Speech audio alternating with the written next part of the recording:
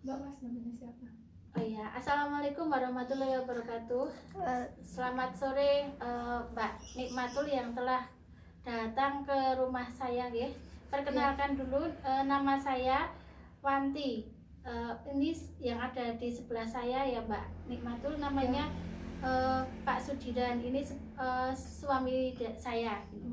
Mbak sama Pak Jiran itu kan suami istri gitu ya? Jadi Ya. kan dengan keadaan tunanetra itu apa sih kayak kenapa sampai bisa menikah, terus mungkin bisa diceritain suka dukanya gimana? Gini ceritanya Mbak Nikmatul, kenapa saya atau suami saya ini memilih yang sama-sama tunanetra Ya. Karena kalau kita itu menikah dengan keadaan yang sama itu akan lebih enak.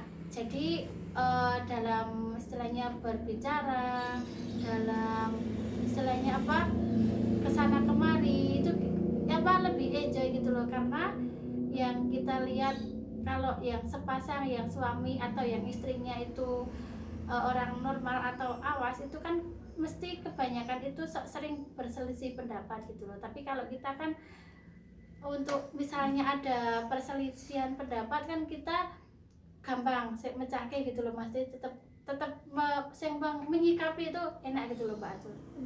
Tapi waktu pas dulu sebelum menikah nggak sempat kepikiran terus kalau sama-sama tunanetra gimana ya kalau untuk sehari-hari, apakah bisa, terus kalau mau pergi kemana-mana? Karena saya itu mengalami tunanetra itu dari kecil. Jadi ya nggak sejak lahir tapi dari kecil. Umur sekitar setahun atau 2 tahun, tapi kan dulunya masih bisa melihat. Nah, terus saya kan disekolahkan di SLB dari TK sampai dengan SMA. SMP-nya di SLB, SMA-nya ikut di umum. Jadi kan saya sudah banyak mengenal istilahnya suami istri atau pasangan-pasangan tunanetra, bahkan yang menjadi PNS pun guru saya itu juga tunanetra, istrinya juga tunanetra gitu Mbak Tuh. Jadi saya tetap ada semangat, nggak ada susahnya jika kita itu hidup bersama yang sesama-sama senasib gitu. Tapi kalau Pak Jiran sendiri tunanetranya dari lahir juga?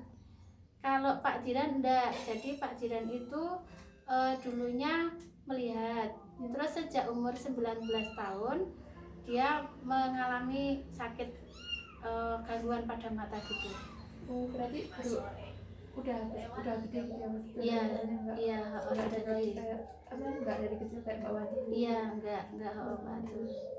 Ketemunya di mana dulu Mbak Wanti sama Mbak Jiran? Ketemunya waktu itu di Semarang. Jadi kita sama-sama kerja. Saya sudah kerja, dia juga sudah kerja, satu bos gitu Pak Atu. Apa boleh tahu pekerjaannya? Untuk pekerjaannya semuanya pijat atau TU, tukang urut. Iya, jadi tak ceritakan ya Mbak Tul ya. Jadi saya kan waktu itu di Semarang sama Pak Jiran ini satu bos, terus kita itu kenalan, terus jalan sekitar setengah tahun langsung Pak Jiran itu ke rumah. Intinya kita istilahnya untuk menikah ya, intinya seperti itu. Dan dia itu melamar itu sendiri Mbak Atul, karena dia itu belum ngomong sama orang tua gitu loh. Terus dia memang nekat sendiri. Tapi untuk orang tua sendiri, dari orang tua Mbak Wanti sama Pak Jiran menerima semua, maksudnya dia nggak apa-apa, silakan kalau mau nikah sama tunanetra gitu? Nah, ceritanya gini, kalau untuk orang tua saya itu menerima istilahnya menikah dengan tunanetra siapapun istilahnya, yang penting kan tanggung jawab. Lagian kan sudah, kalau dari ibu saya kan sudah tahu tunanetra sudah tahu banyak orang gitu loh, karena sudah ngadepi saya dari kecil ya istilahnya ya. Tapi untuk Pak Jirannya, mengapa Pak Jiran itu tidak ngomong sama orang tua? Karena memang dari dulunya itu Pak Jiran itu sudah dibilangin sama orang tuanya itu, pokoknya kamu nggak jika kamu menikah, kamu tidak boleh menikah dengan sesama tunanetra, karena nanti gimana dengan nasib masa depan anak-anak kamu, cara mengurus anak kamu, cara istilahnya memasak dan sebagainya gitu Mbak Atul. Ini Pak Diran kok nggak ada suaranya? Malu ya Pak. Terus tapi apa namanya, orang waktu itu kan terus nikah gitu ya, terus orang tuanya Pak Diran kok sampai sekarang bisa nikah gitu. Oh ya, itu merupakan sejarah Mbak Nikmatul, sejarah dan mungkin juga bisa jadi pengalaman buat ya teman-teman netra juga dan juga buat keluarga, istilahnya keluarga yang mempunyai saudara yang netra gitu ya.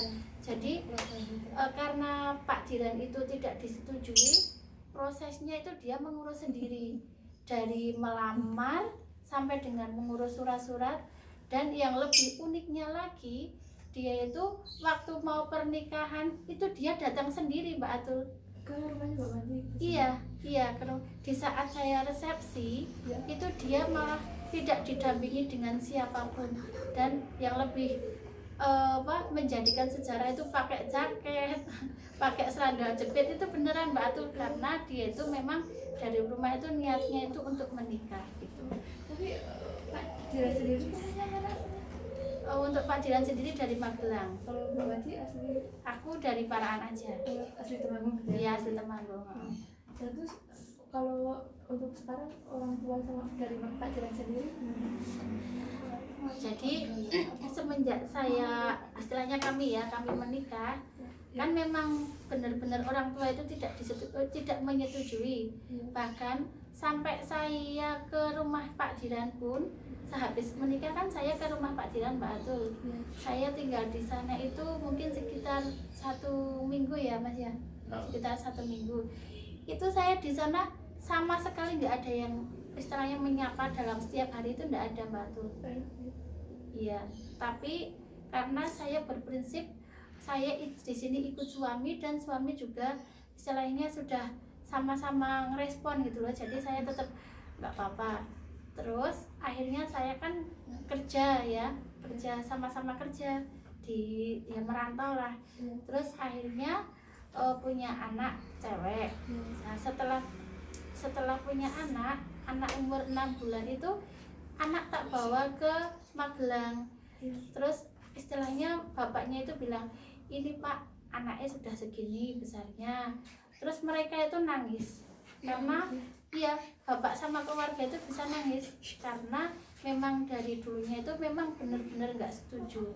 Terus akhirnya bapaknya anak ini, bapaknya Zahra itu menceritakan sejarahnya saya sama istri itu semenjak habis menikah sampai dengan punya anak ini Pak. Padahal anak ini lahirnya pun di rumah sakit, bapak juga nggak mau nengok kan gitu. Memang sengaja dibeliin biar bapaknya itu terbuka hatinya gitu Mbak itu. Mbak Wanti sendiri menikah tahun berapa Mbak? Saya menikah awal 2006. Iya. Berarti punya anak selama berapa tahun dari pernikahan? 1 tahun. Oh, berarti dari 2007 langsung? Enggak, 2006 akhir. Oh, 2006 Januari saya menikah, 2006 Desember anaknya lahir. Oh, ya apa namanya? Ini kan Mbak Wanti udah punya anak 2 ya Pak ya? Iya. Sekarang itu saat ngurus dari masa bayi sampai besar itu gimana Mbak? Misalnya sama sekali nggak bisa ngeliat gitu ya Mbak Wanti sama Pak Diran? Iya. Total semua gitu. Iya. Itu cara merawat anaknya gimana? Gini Mbak Atul, untuk kita kan tunanetra kan hanya mata ya, kalau hati, tangan dan sebagainya kan kita sama dengan orang yang normal, ya kan. Nah, terus semenjak lahir anak yang pertama, kebetulan kan anak itu lahirnya di rumah sakit. Terus habis dari rumah sakit umur 1 minggu ya, umur 1 minggu setelah bayi itu istilahnya kalau orang Jawa mengatakan puput, pusar hilang apa namanya? Puputan itu tuh, itu memang langsung anak itu tak mandiin sendiri, saya gantiin baju ya sendiri. Itu kalau malam anaknya nangis juga saya bangun sendiri karena memang saya memang benar-benar ingin mandiri. Sebenarnya kalau dari orang tua saya pinginnya saya tak dampingi, saya tak pak mungkin tak orang undang. tuanya dari Mbak Wati sendiri. Iya, tapi memang sayangnya ya nggak mau karena apa, nanti misalnya karena kita itu sudah tunanetra semua, nanti misalnya anak itu diasuh sama mbahnya, nanti dia itu nggak tahu kalau bapak dengan keadaan bapak ibunya yang tunanetra gitu loh Pak Adi. Oh, berarti tapi semasa perawat itu kan bayi 7 hari itu kan masih merah banget ya. Iya. Nggak ada rasa takut atau gimana, takut wah ini nanti kalau kena ini kalau lehernya kenapa ke anu atau gimana, itu nggak pernah punya kepikiran kayak gitu. Enggak, sama sekali enggak Pak Atul, karena memang apa sudah ada kemantapan gitu ya. Wah, Ya. pokoknya saya harus bisa. Bahkan saya bayi umur 2 bulanan itu tuh sudah, karena saya itu apa dulu hidupnya kan di gunung ya, memang ya. Saya sudah bisa gendong di belakang gini loh. Tak gendong di belakang sambil nyuci, sambil apa nyuci piring, sambil jemur, sambil apa diaru-arui sama tetangga itu. Kok bisa toh Mbak gitu. Saya ngalami seperti itu dari anak itu umur 2 bulan saya sudah bisa sendiri. Tapi itu ada yang ngajarin atau review kayak Mbak Wati apa ya, kayak Mbak Wati naluri Mbak Wati sendiri atau gimana? Ya kalau gitu sih sudah refleks dari sendiri ya Mbak Atul ya. Sudah refleks, jadi sudah apa kulino terbiasa. Mungkin kalau memang nek bedai itu loh paling agak ketebelan apa ya, nanti terus dibetulke sama mbahnya. Tapi kalau yang lain-lain bisa sendiri. Oh, itu ada apa? Enggak apa-apa. Terus apa namanya kayak ini kan rumah tangga berarti Mbak Wati sama Mbak Jiran juga. Iya, Terus kalau iya. untuk kayak bersihin rumah, terus masalah dapur itu gimana Mbak? Ya seperti yang saya ceritakan tadi, waktu bayi kan terus saya pindah rumah ke sini. Iya. Nah itu anak tak sambi karena rumahnya kan di sini ada tangga nih ya, tingkat gitu. Saya kan takut jatuh anaknya. Terus saya anak tak gendong di belakang, tak sambi-sambi nyuci dan sebagainya. Untuk mbaknya kan sudah mulai sekolah, karena ini anak kedua toh. Terus untuk kalau masalah bersih-bersih itu dari pagi saya sama bapaknya selalu bareng-bareng gitu Mbak Nikmati. Berarti pindah ke rumah sini waktu anak kedua berarti? Anak kedua. Berarti waktu masih anak pertama tetap tinggal sama orang tua gitu? Iya, serumah sama orang tua, tapi kalau masalah masak itu dari anak pertama bayi sudah sendiri, cuman rumahnya aja yang jadi satu tapi disekat gitu loh. Oh, berarti tetap masak sendiri? Iya, masak sendiri kan? Iya, masak sendiri, semua sendiri, nyuci, masak, nyetrika. Makanya tak ceritakan dari tadi sambil anyaknya itu tak gendong gitu. Berarti ya benar-benar nggak ada kendala yang berarti ya Mbak? Pasti walaupun Mbak Wanti dan Mas Janita tapi tetap bisa kayak orang pada umumnya merawat anak. Nggak ada kendala sama sekali. Bahkan saya pernah juga mengalami kalau mijet itu sambil tak gendong, pernah juga loh. Itu Mijet masih sekitar 1 tahunan, karena dia rewel, ada tamu sambil tak gendong di belakang itu juga pernah. Tapi ya enjoy aja kok.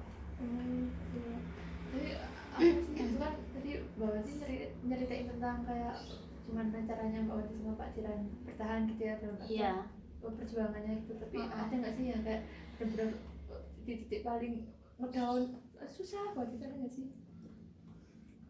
Apa ya? Nggak ada ya? Nggak ada. Pokoknya ya tetap dijalani dengan senang hati ya istilahnya ya. Karena yang paling membuat kita senang itu apa? Anak. Anak itu paling membuat kita bahagia, kita senang itu anak. Gitu. Berarti ini orang tua Pak Jiran udah bisa menerima yang saat pas bayinya Zahra dibawa ke sana gitu langsung ya, mereka nangis terus langsung terima gitu? Iya, mereka terus sudah bisa menerima. Oh ternyata ibunya juga bisa mandiri, ternyata anaknya juga utuh biasa gitu. Maksud dalam artian utuh itu ya besar, ya selayaknya orang normal gitu loh maksudnya. Jadi kalau lingkungan sendiri gimana Mbak? Kan ini Mbak Wanti tinggal di lingkungan yang bukan untuk tunanetra dalam artian ini kan lingkungan umum gitu ya?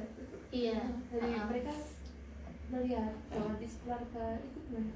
Ya gini, untuk pertama kalinya memang dia itu awam, istilah dalam artian susah untuk memahami apa posisi kita berada kok sebagai tunanetra gitu loh. Iya. Tapi lama-lama karena kita itu bisa mandiri, bisa berjalan sendiri, bahkan kalau saya kan kalau karena rumahnya di Longkengan sih gitu, jadi saya kan setiap harinya kalau jemur, kalau kan di luar, jadi terus saya setiap hari ngantar anak sekolahnya, jalan kaki, Iya, itu gimana? nyebrang sendiri, terus nanti di saat jemput anak nyebrang sendiri, jadi akhirnya masyarakat itu tahu oh ternyata meskipun tunanetra tapi bisa beraktivitas seperti orang-orang layaknya yang normal gitu.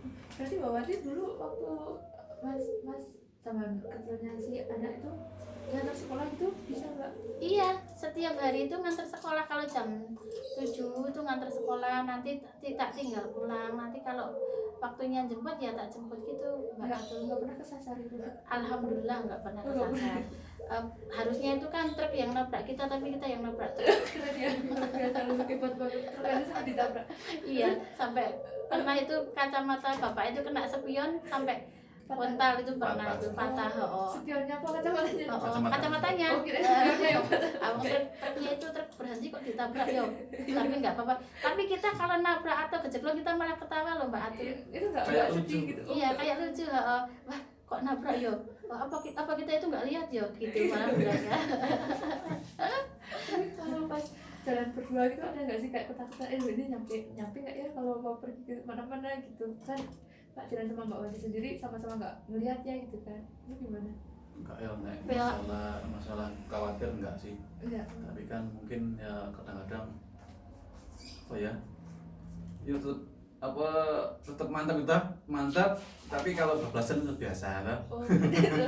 Nanti itu kita tuh kalau kebablasan misalnya mau cari rumah ini kebablasan terus ditanya mau kemana? Mau cari pulsa atau mau kemana? Padahal kesasar gitu. Iya padahal kesasar tapi sambil kita ketawa terus nanti tanya oh rumah saya itu jalannya yang mana toh? Oh ini mbak ya gitu terus akhirnya jadi guyon-guyon gitu loh. Oh, gitu. Berarti kalau lingkungan sendiri juga sekarang udah nerima banget gitu ya Bu? Udah baik, malah kadang-kadang teman-teman itu banyak yang main kesini kok. Berarti memang benar-benar nggak jadi inspirasi orang lain gitu ya? Iya. Lihat keluarga Mbak Wati sama keluarga itu. Iya Mbak Atu. Tapi apa namanya?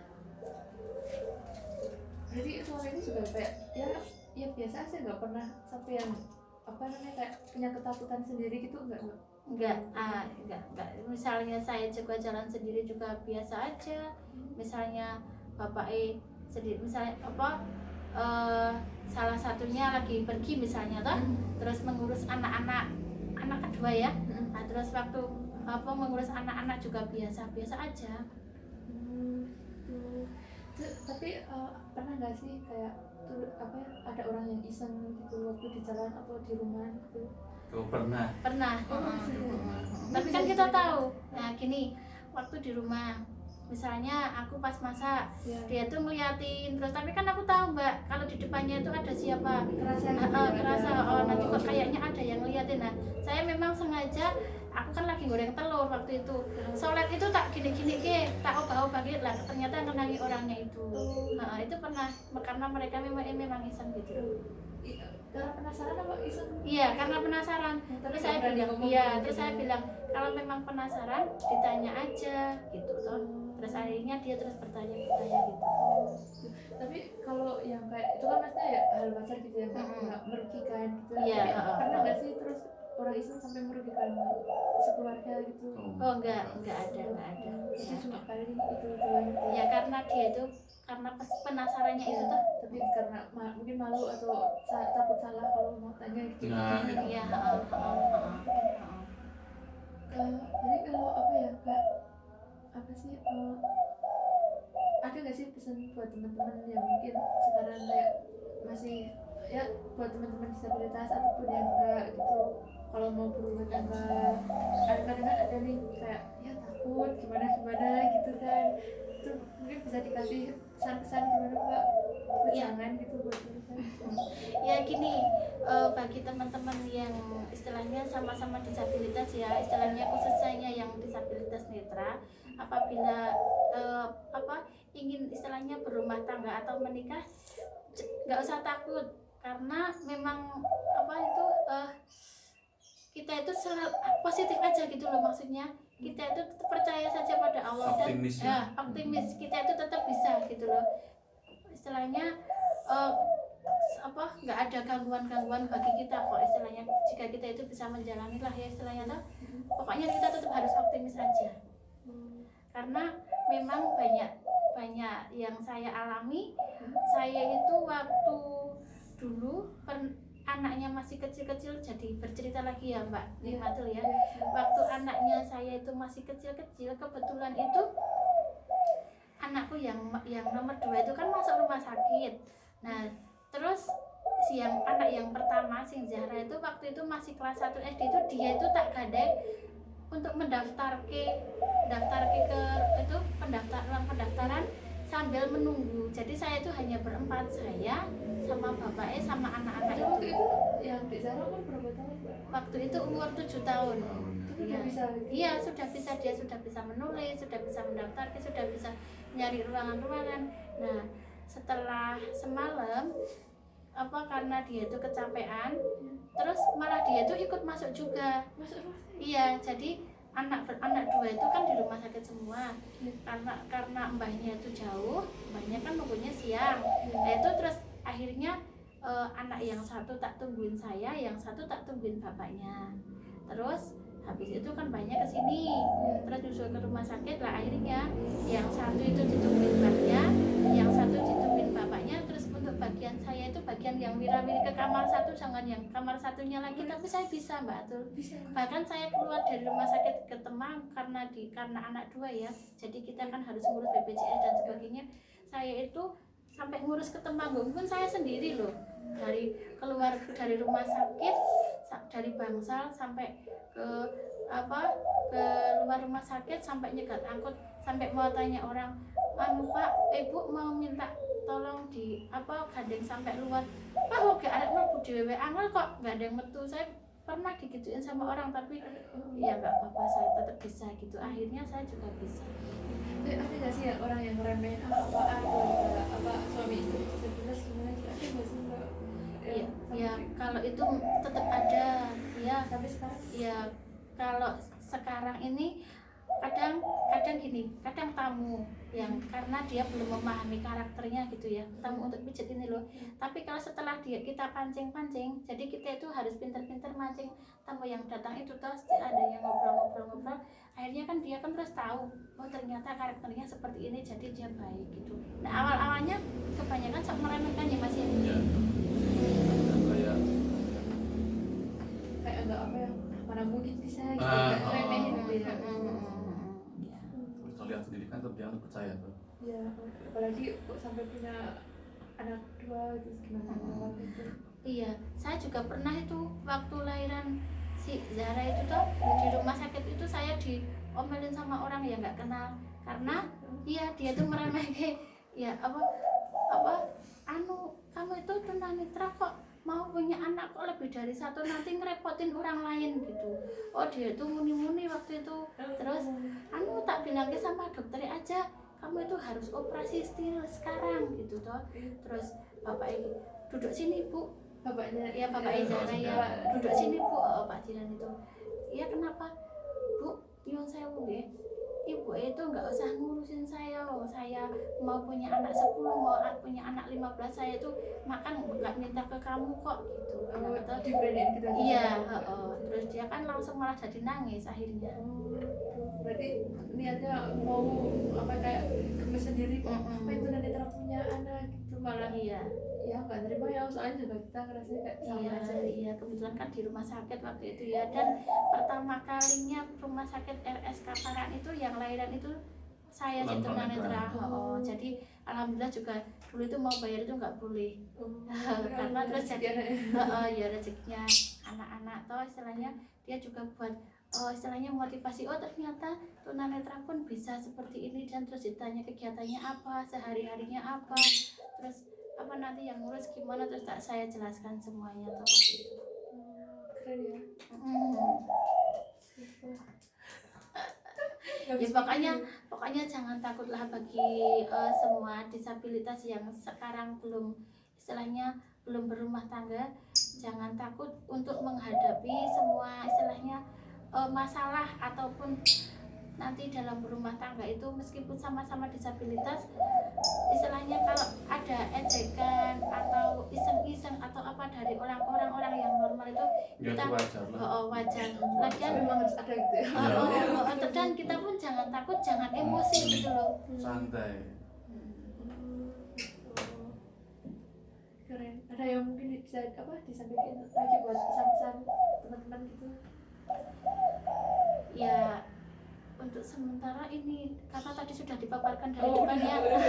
Nggak ada lagi Dipaparkan dari ya.